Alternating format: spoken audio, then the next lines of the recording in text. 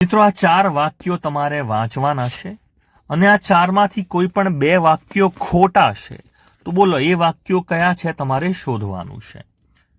હવે હું તમને કહું છું ખાસ કે મિત્રો આ ચારે ચાર વાક્યો ખોટા છે, બે નહીં ચારે ચાર ખોટા છે.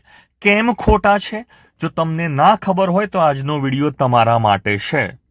તો મિત્રો આજે તમને 100% ઇંગ્લિશમાં આવડશે ગ્રામરમાં કે ચાલુ વર્તમાન કાળ એટલે શું. ચાલુ એટલે તમે કહેશો કન્ટિન્યુઅસ અને વર્તમાન કાળ એટલે તમે કહેશો પ્રેઝન્ટ ટેન્સ.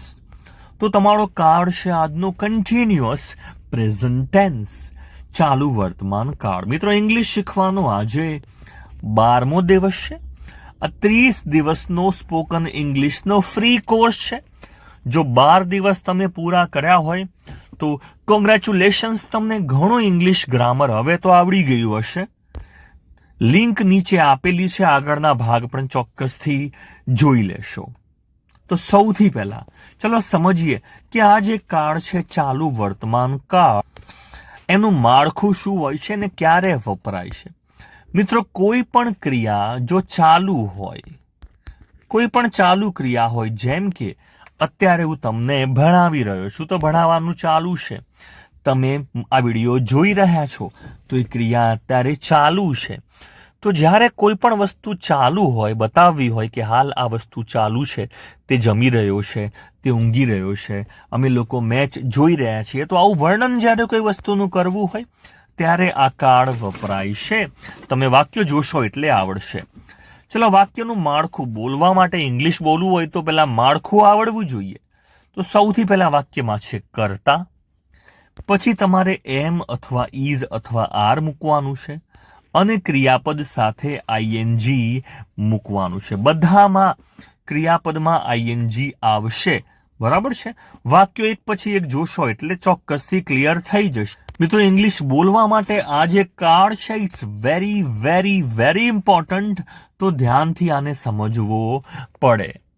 તો સૌથી પહેલા તમારે કહેવું છે કે હું કોઈ ક્રિયા અત્યારે કરી રહ્યો છું, તો તમારે સૌથી પહેલા વાપરવું પડશે આઈ, અને આઈ જોડે વપરાય છે એમ.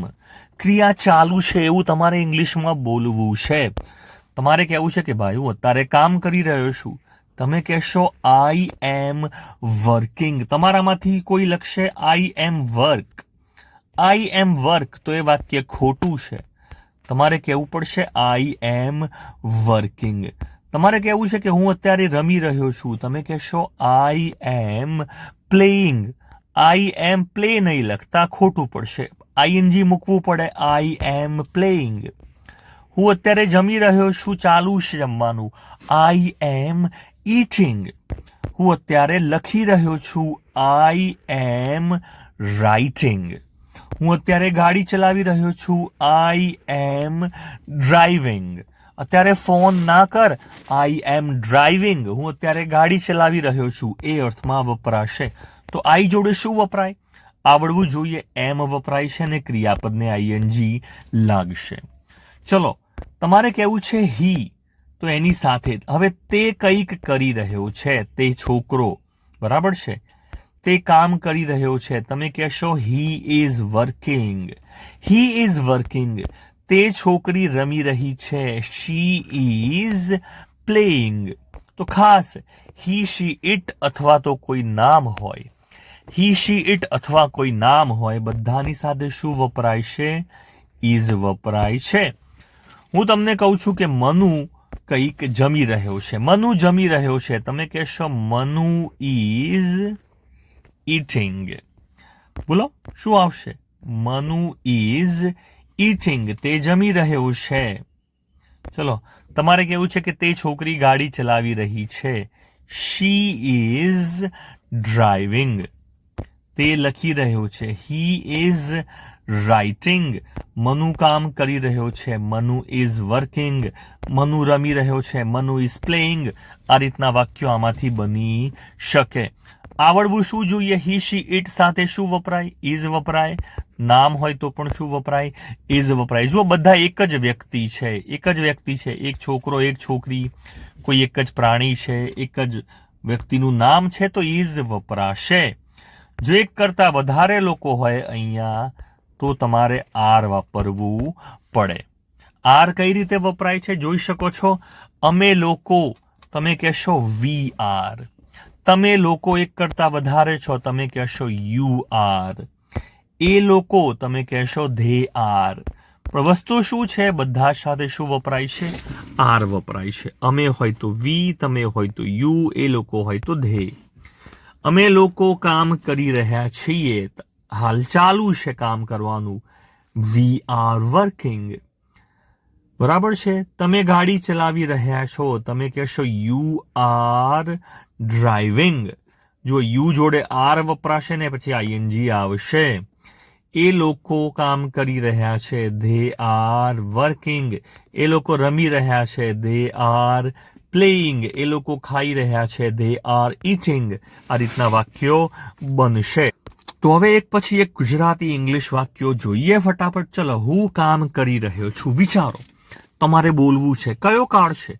જુઓ, રહ્યો છું, રહી છું, આ બધું ચાલુ કાળ બતાવે છે કે હાલ કામ ચાલુ છે. તમે કહેશો આઈ એમ. શું આવશે? I am working. I am working. બોલો, આઈ એમ વર્કિંગ. હું કામ કરી રહ્યો છું. ચલો, આગળનું વાક્ય છે, તમે કામ કરી રહ્યા છો. તમને ખબર છે, યુ વિધે. આની સાથે શું વપરાય છે? આર વપરાય છે. You are working. You are working. તમે કામ કરી રહ્યા છો. You are working. ચલો, તમારે કહેવું છે કે તે કામ કરી રહ્યો છે. હવે તે છે, જુઓ, હી શી ઇટ. મેં તમને કીધેલું, હી શી ઇટ અથવા નામ એક જ વ્યક્તિ છે. શું આવે? ઇઝ. He is working. તે કામ કરી રહ્યો છે. He is working. ચલો આગળ. તમારે કહેવું છે કે રોહન કામ કરી રહ્યો છે. હવે જુઓ, રોહન એટલે એને હી કહેવાય, એક જ છોકરો છે. તો એની સાથે શું આવશે? ઇઝ આવશે. Rohan is working. Rohan is working. Rohan હાલ કામ કરી રહ્યો છે. બોલો, રોહન ઇઝ વર્કિંગ. રોહન નાચી રહ્યો છે, તો તમારે શું મૂકવું પડશે? રોહન ઇઝ તમે મૂકશો ડાન્સિંગ. ગાઈ રહ્યો છે તો સિંગિંગ. આ રીતના વાક્યો બની શકે. હું ઊંઘી રહ્યો છું. આનું ઇંગ્લિશ તમારે લખવાનું છે. ચલો, હું ઊંઘી રહ્યો છું. કયો કાળ છે? ક્રિયા ચાલુ છે. બોલો, શું લખશો? હું ઊંઘી રહ્યો છું. તમે કહેશો આઈ અને જોડે મૂકશો એમ. આઈ એમ સ્લીપિંગ. આઈ એમ સ્લીપિંગ. સૌથી મોટી ભૂલ બધા અહીંયા શું કરે છે ઇંગ્લિશમાં? આઈ એમ સ્લીપ. આઈ એમ સ્લીપ આવું વાક્ય બને જ નહીં, ખોટું છે. અને જો તમે કહેતા હોય આઈ સ્લીપિંગ તો એ પણ ખોટું છે. તો આ બે ભૂલો નહીં કરવાની. આઈ સ્લીપિંગ એવું પણ ના આવે અને આઈ એમ સ્લીપ એવું પણ ના આવે. બંને વાક્યોમાં આઈ પછી એમ અને આઈએનજી હોવું જોઈએ. ચલો આગળ સમજીએ. નેક્સ્ટ, હું રાંધી રહ્યો છું. રાંધવું એટલે તમે કહેશો કુક. તો ઘણા કહેશે આઈ એમ કુક. તો આવું વાક્ય નહીં બને. આઈ એમ કુક. આનો આઈ એમ કુક એટલે કે હું રસોઈયો છું. તમારે એવું નથી કહેવું. તમારે કહેવું છે હું રાંધી રહ્યો છું. તમે આઈ પછી એમ મૂકશો, ક્રિયાપદને આઈએનજી મૂકશો. આઈ એમ કુકિંગ. આઈ એમ કુકિંગ. હું રાંધી રહ્યો છું. એવું વાક્ય તમારું બનશે. ચલો, હું લખી રહ્યો છું. તમે શું કહેશો? હું લખી રહ્યો છું. I am writing. I am writing. હું લખી રહ્યો છું. I am writing. નેક્સ્ટ, તે છોકરો ગીત ગાઈ રહ્યો છે. તે ગીત ગાઈ રહ્યો છે. છોકરો છે તે ગાઈ રહ્યો છે. શું લખશો? તમે લખશો હી અને જોડે મૂકશો is. He is singing a song. He is singing a song. તે ગીત ગાઈ રહ્યો છે. બરાબર છે. He is singing a song. ચલો, તે પિક્ચર જોઈ રહ્યો છે. તે પિક્ચર જોઈ રહ્યો છે. તમે શું લખશો? હી જોડે મૂકશો is. He is watching a movie. He is watching a movie. તે પિક્ચર જોઈ રહ્યો છે, પિક્ચર જોવાનું ચાલુ છે. ચલો, તે છોકરી પુસ્તક વાંચી રહી છે. ક્રિયા ચાલુ છે, એનું વર્ણન થઈ રહ્યું છે. તે છોકરી તમે કહેશો શી અને જોડે મૂકશો is. She is reading a book. She is reading a book. સૌથી મોટી ભૂલ મેં તમને કીધી. ઘણા કહેશે શી રીડિંગ અ બુક. આ વાક્ય ખોટું છે. પછી કોઈ એવું કહેશે શી ઇઝ અને પછી રીડ અ બુક, તો એ પણ ખોટું પડશે. એટલે આ પણ યાદ રાખવું પડે. She is reading a book. તે પુસ્તક વાંચી રહી છે.